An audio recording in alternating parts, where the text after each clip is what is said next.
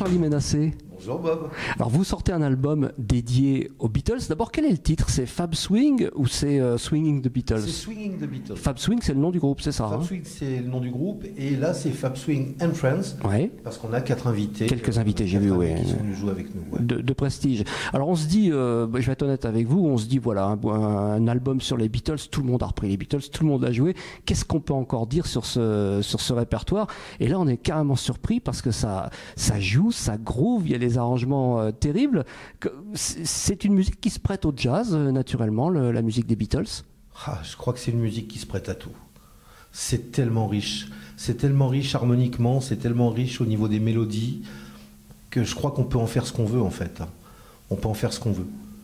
Alors justement, comment vous avez procédé? Le répertoire est énorme aussi, je ne sais pas combien de centaines de titres, non? Oui, le répertoire est énorme, et d'ailleurs on n'aura jamais fini de l'épuiser dans 15 ans, je crois. Mais moi je suis un fan à la base des Beatles.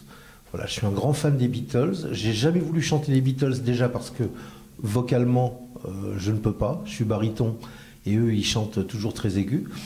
Et d'autre part, j'ai été élevé dans le milieu du jazz par un père qui était jazzman, et c'est vraiment mes deux grands amours. Voilà, les Beatles et le jazz.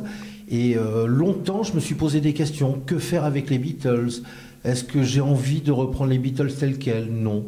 Parce qu'artistiquement, c'est pas très intéressant. Ils l'ont fait bien mieux que nous. Et donc, à partir oui, de puis là, après, il ne faut pas souffrir la comparaison, c'est difficile. Voilà. Et puis, vocalement, c'est incroyable. Que ce soit McCartney ou Lennon, c'est presque inaccessible.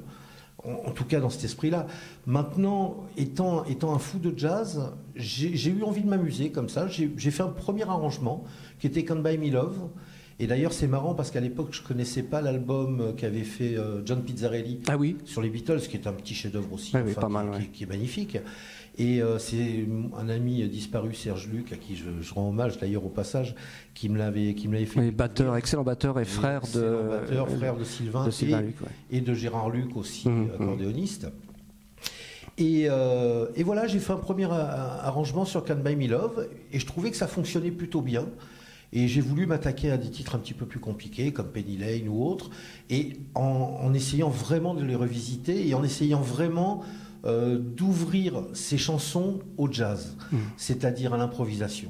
Voilà, avec une harmonie un petit peu plus riche que l'harmonie de base des Beatles, mais tout en gardant quand même l'esprit, c'est-à-dire qu'on n'est pas sorti complètement harmoniquement de l'esprit des chansons, en gardant vraiment les chansons avec les textes, avec les structures des textes. Et puis voilà, puis ça a bien fonctionné sur quelques morceaux, et du coup, voilà. Alors avec un traitement, je ne sais pas si ça s'est imposé immédiatement, mais il y en a qui sonnent vraiment swing, il y en a d'autres qui sonnent plus bossa nova, voire presque samba. Enfin, il y a vraiment des traitements qui se sont imposés comme ça sur certains titres. Oui, plus ou moins imposés tout seul, ouais. Oui, c'est un petit peu, j'ai un peu fonctionné au feeling, au gré des envies. Voilà, je me suis dit, tiens, Penny Lane, je le verrais bien en Batucada. Et puis voilà, je l'ai fait comme ça. Les harmonies s'y prêtaient aussi relativement au départ. Mais belle intuition, mais tout fonctionne bien. Ouais, c'est vrai que ça s'écoute super bien. Et alors vous disiez, c'est difficile de rechanter les Beatles. Alors vous faites encore pire parce que non seulement vous chantez, mais en plus vous jouez de la batterie en même temps. Donc on a dû vous le poser 1 million de fois, mais l'indépendance des mains, des pieds et la voix en même temps, c'est pas trop compliqué à gérer ça? Moi, il n'y a pas de re-re, vous le faites vraiment en direct et en... Oui, vraiment, oui, sans problème. Il n'y a qu'un morceau qui me posait un petit peu de problème, et d'ailleurs qui sur l'album a été joué à la batterie par André Ceccarelli, mais pas parce qu'il me posait problème, mais pas parce que c'était un grand bonheur de l'avoir, et c'est une musique un petit peu, c'est un esprit un petit peu cubain, et il excelle, de toute façon je ne sais pas dans quoi il n'excelle pas lui, donc de toute façon. Et non, c'est pas, pour moi c'est pas difficile, parce que l'indépendance à la batterie, on ne l'entend pas comme une indépendance. C'est-à-dire que les 4 membres font un tout. Voilà, et on le ressent en tant que tout. Une fois qu'on l'a travaillé, bien évidemment, ça demande beaucoup de travail. J'imagine, oui. Et ensuite, chanter par-dessus, non, moi ça me gêne pas. Il faut simplement que je m'accroche au niveau du tempo. Ouais. Parce que quand on chante du jazz, on est un petit peu lead back, on chante un petit peu en arrière, et par contre il faut que les mains elles restent avec la basse. Ouais, bien sûr. Voilà, mais pour ça j'ai tenu mon fils qui me tape sur la tête. Voilà, alors j'allais vous poser la question sur justement le reste de l'équipe, donc de vieux complices aussi pour vous accompagner, et des invités de marque. Tout à fait. Tony, ça a été le premier à me rejoindre, Tony Bonfils, que moi je connaissais depuis très longtemps parce que mon père était copiste et travaillait avec Tony alors que moi j'étais adolescent. Voilà, donc je le connaissais depuis Olivier, très longtemps. après. Et ensuite, Tony m'a amené Olivier. Ah ouais, d'accord. Voilà, on cherchait un pianiste qui pourrait vraiment correspondre. Donc Olivier Huttman, bien sûr. Qui swing terrible, comme Olivier Huttman. Voilà, et qui fait des chorus magnifiques. Et en plus, humainement, on s'entend parfaitement bien. Donc là, et des chouettes invités. Donc on vous en avait cité un.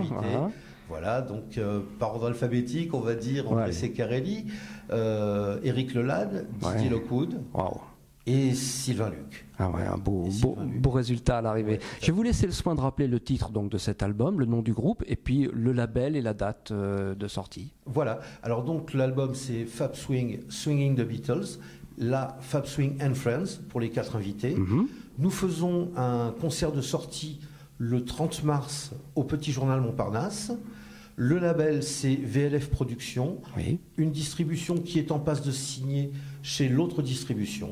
Voilà, et on va attaquer certainement. On est en train de booker une petite tournée pour le courant 2015. On va suivre ça de près. La sortie de l'album 30 mars. 30 mars, voilà, c'est ça. 30 mars, c'est-à-dire qu'il est déjà accessible sur Internet, sur le site VLF Productions. D'accord. Mais il y aura une distribution nationale et dans les bacs, en physique, à partir du 30 mars en principe. Tout est noté. Merci beaucoup Charlie Menassé. Merci beaucoup Bob, c'est très gentil.